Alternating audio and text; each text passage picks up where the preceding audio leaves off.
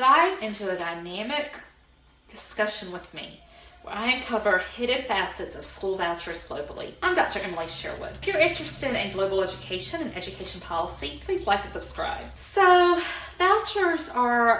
school vouchers are increasingly common part of the United States education landscape. So, vouchers are where parents or guardians get money for their child to go to a private school. So instead of the child going to public school, the money that would have been spent on that child going to public school is put in the hands of the parents that goes to and then goes to private schools. And this is becoming a big issue. 14 states now have voucher programs of some sort, and it's that are near universal. So almost any parent could get a voucher in those states. And other states are starting to have more and more programs. Texas is starting a program, and I think South Dakota is. Tennessee and South Carolina are both trying to expand their programs. They're giving a lot of money to vouchers within the state schools, the state budget. A lot of money is going to vouchers. And sometimes this is also called ESAs, Educational Savings Accounts. It's the same thing. And there are all kinds of problems with this in the United States, which I'm going to talk about briefly, but I thought it would also be interesting to talk about the global landscape of vouchers. So vouchers is very much an American idea. It's been done in America more than anywhere else, across all grade levels. And in the United States,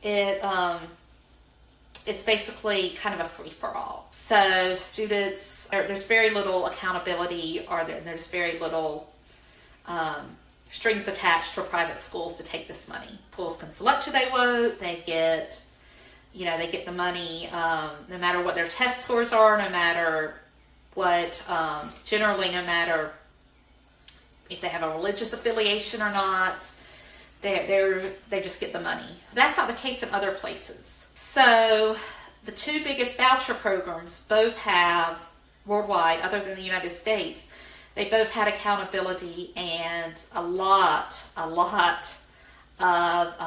responsibility for the private schools, and those turn out a little different than the United States. So I'm going to talk about that first. So Chile had what arguably is the world's first large voucher program, and that took place in 1981.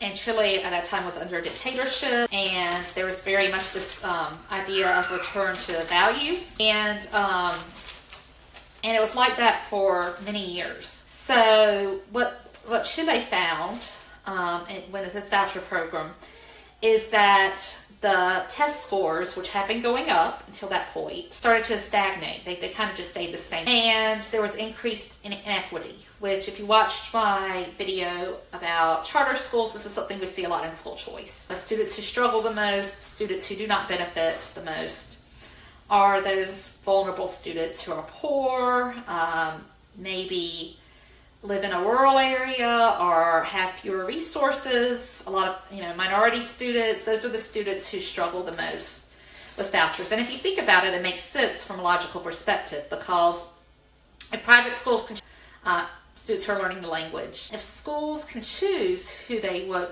to accept, are they going to accept children who have significant educational needs? Are they going to accept children who maybe need to learn the local language? Are they going to accept children who don't have the money?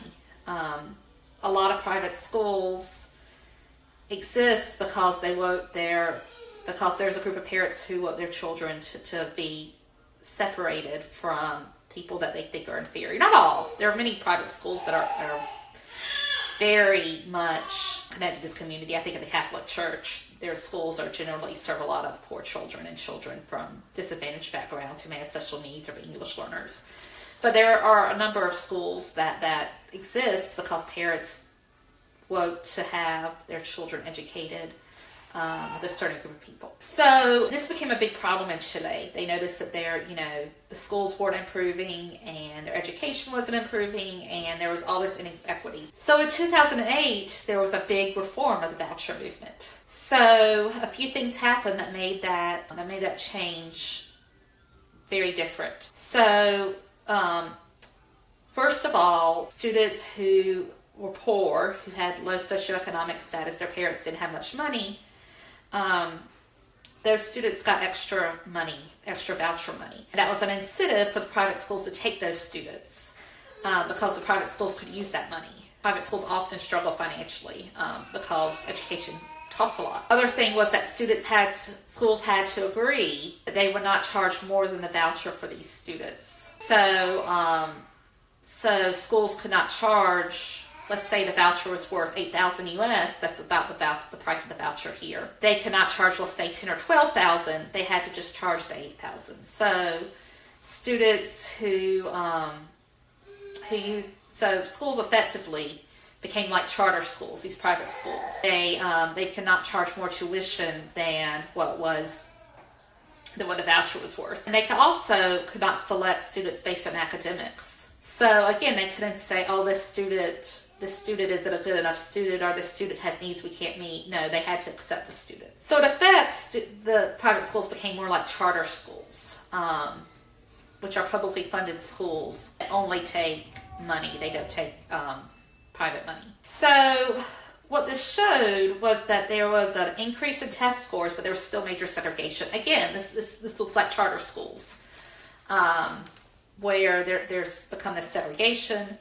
But there was also an increase in accountability. So some of these schools became better because they had to, because part of the deal was that these schools had to agree to be monitored by the government, to have testing of the students, and to keep those students, have some sort of standards. And most private schools actually declined. They actually started struggling because now they had to take in these students, and a lot of the schools that could be selective and that could charge more money, that they could serve a clientele that was easier to teach and that had more resources. So that's Chile. That's one of the examples. The other example is India. And India is now the biggest country in the world. And India has a long history of both public and private schools. And traditionally, the public school system was not considered very good in India.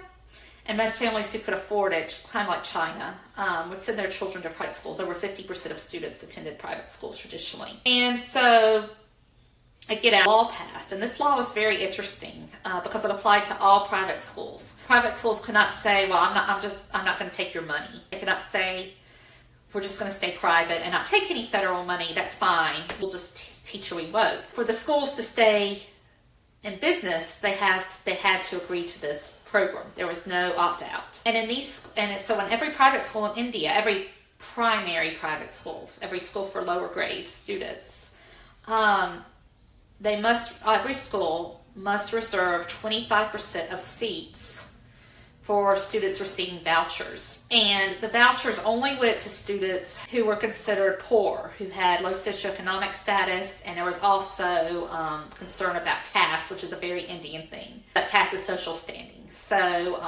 disadvantaged students, based on this formula, students were disadvantaged. So now all private schools that serve primary school students in India, 25% of those students must be poorer students or students from disadvantaged backgrounds taking this voucher money. They also had to agree to a set of pretty stringent demands by the government, including things like having a playground. That's something that a lot of private schools in India didn't have, but they had to have that. They had to have certified teachers. Again, this is something that, by definition, private schools usually don't have. Or at least they don't have to have. I think it would be very unusual in the United States to argue that a private school had to have certified teachers, because again, the whole idea is that the school's private. It does what it wants to do. And it had to raise those teachers' salaries and pay similar to public schools. It even had rules like you can't retain students. So if you watch my video on grade retention, that can cause harm, especially to poor students and students with disadvantages. So students cannot be held back. They have to go into the next grade. There were very stringent requirements with this. And so what happened was really interesting. The schools could not charge the voucher students more than the voucher was worth. So they had to take at least 25% of students had vouchers, which was a lower amount of money than the schools would usually charge. And because of this, and because of all these requirements that the schools now had, the schools could not, they struggled financially a lot. And so what happened was they had to raise their tuition for these private paying students. So what you might think of as middle class students or upper middle class students now had to pay a lot more to offset the low cost of these vouchers and all these requirements that the schools now have. So the schools increased in quality, especially for these poor students. These poor students got a really good education and it really benefited them. However, it indirectly hurt middle and upper middle class students, particularly middle class students who maybe had the money to pay the tuition as it was charged before this law, but then when the rates went up to accommodate the voucher, students could no longer pay. So a lot of middle class students went back to public schools. And so now, interesting enough, a lot of these private schools have mostly poor or disadvantaged students. So that's very interesting. It's something that was not expected to happen, but it happened. So did it serve its goal of educational equity? Maybe. I mean, it did help some of the most vulnerable students, but it also hurt many students. So there's actually a lot of controversy. I read some very opinionated editorials about this. People who really loved the idea or hated it. So, on to the United States. So the United States, as I said before, in the United States, there's very little accountability for these private schools, and there's very little selection of these private schools. Sometimes in some states, like South Carolina, the schools do have to apply to use these vouchers or ESA funds, but the process is incredibly stringent. Most schools can apply and get in most cases. So you have students going to these schools and you don't necessarily know what's being taught. You don't know what kind of standards they hold the students to, even student outcomes, because there's not testing required. Unlike in Chile and India, where you see that there was a lot of accountability required. And the research shows that in the United States, most of the time the vouchers are not enough to go to these schools. For a school to be a really good quality school, it's more than what the voucher is worth. Private schools that are really elite and have really good outcomes routinely will charge $15,000 to $25,000, whereas a voucher is anywhere from usually $8,000 to $12,000. So the people who use the vouchers, research has shown, or the ESA, call them ESAs, are generally people who already go to private schools, who have the money, and now they're just subsidized. Their education is subsidized. They don't have to pay as much to go. And so this is a case of richer students, or students who have more resources actually having more, and then that money going away from public schools who need it. So that's what the research shows about vouchers. And it does increase segregation as well, because there are parents who might not have the money if they had to pay full price tuition, but now they could pay a little bit and go to these schools, and so those parents usually leave. There's also problems with vouchers and church and state issues. Many private schools in the United States are run by churches. That's pretty common. And in the United States Constitution, there is a distinction between church and state. So there's all kinds of issues with vouchers. And we see from these global examples that the only way that vouchers really help, particularly the most vulnerable students, is with a lot of accountability and a lot of rules around them. And the United States